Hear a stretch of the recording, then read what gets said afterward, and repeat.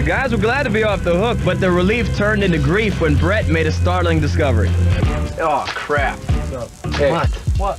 my shoe is gone. Is it up there? No, Hey, I don't. Dude, there's no shoe up. What are you talking about? I'm like, I know what happened to it. Remember when my legs were dragging in the street?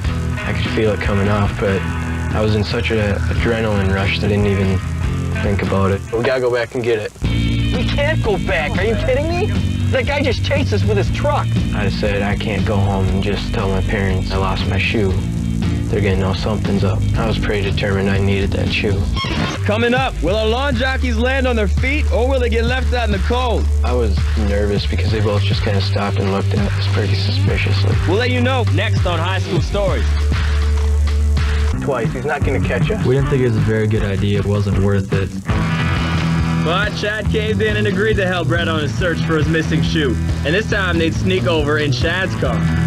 We just thought that since we're in a different car, we'd be completely safe. No worries about getting caught. I figured all I had to do is run in and grab a shoe and go.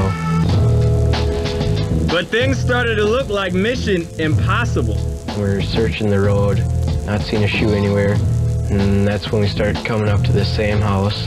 There's actually a cop in the driveway talking to the old man. We figured that there's no way that they'd be able to link our car to the prank. I was nervous because they both just kind of stopped and looked at us pretty suspiciously. We went and decided to just wait for this cop to leave. Brett and Chad sweated it out for 15 minutes in the car, and when they figured the coast was finally clear, they went back to the scene of the Yuletide crime. So we're driving past his house one more time. Chad goes, "Is that truck again?" I turn around and look. He's right on our case. We're like, what else can go wrong tonight? He followed us by a block or two, and then he turns off.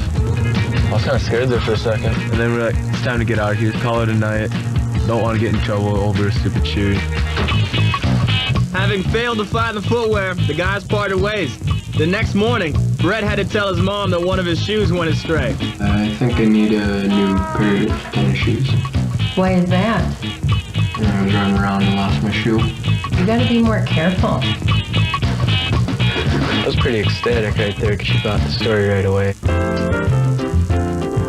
Meanwhile, as the neighborhood awoke on that especially festive winter morning, oh my gosh! The phone rang at Chad's house. My dad, he goes and he answers it. Hello. And then all I hear is, okay. And he just glares at me kinda, you know. Then he got mad. That was the police. I didn't know what to say. We gotta go down. When they arrived at the police station, the cop grilled Chad about the previous night's mischief. Chad, I need the truth, and I need it now. We've got a license number, we've got a description of a car. Turns out the quick-thinking neighbor wrote down Chad's license plate number when he and Brett were on shoe recon. How many houses, Chad? There's absolutely no way of getting away with it, so I confessed. Okay, here's the truth. We did 3 houses. They asked me who was all involved. You gotta give me the names, Chad. I can't do it. Tell them the truth, Chad. So I was left with no choice but to turn in my own friend. It was me and 3 of my buddies. Then the officer told me that we all can actually get charged with vandalism. As Chad left the station, the officer gave Brett and Anthony's parents the news. Their sons were involved in a little reindeer raunchiness. First, I was mad at Chad because I didn't really know why he gave us all up, but I knew what kind of pressure he was under, and I would have probably done the same. we thought we were gonna get in huge trouble. I knew we were pretty well screwed. But the reindeer ringmasters received some good news. Instead of pressing charges, the neighbors agreed to a more peaceful solution. A mediation session designed to work out disputes. It was definitely a big relief that nothing would go on our records. Then you think about having to talk to the victims and how horrifying that can be. The very next day, the guys found themselves face to face for the first time with the homeowners they'd hit. It was pretty much just got dead silent when we walked in. It felt like you were walking on eggshells. What you all did, it was beyond disrespectful. What were you guys thinking? I'd just like to say I'm really sorry for all the damage we caused. We said a little prank, took it a little too far. They just wanted us to really feel sorry for what we did. You ruined our Christmas. And on top of all that, we got grounded by our parents.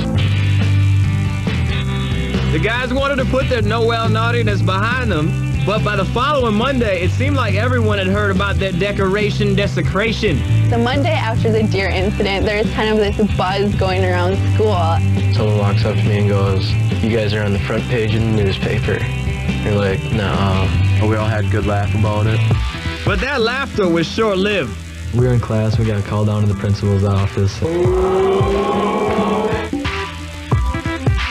I read about your prank in the paper, boys, and I'm not impressed. We thought, there's no way we can get in trouble for this. We weren't in school when we did this.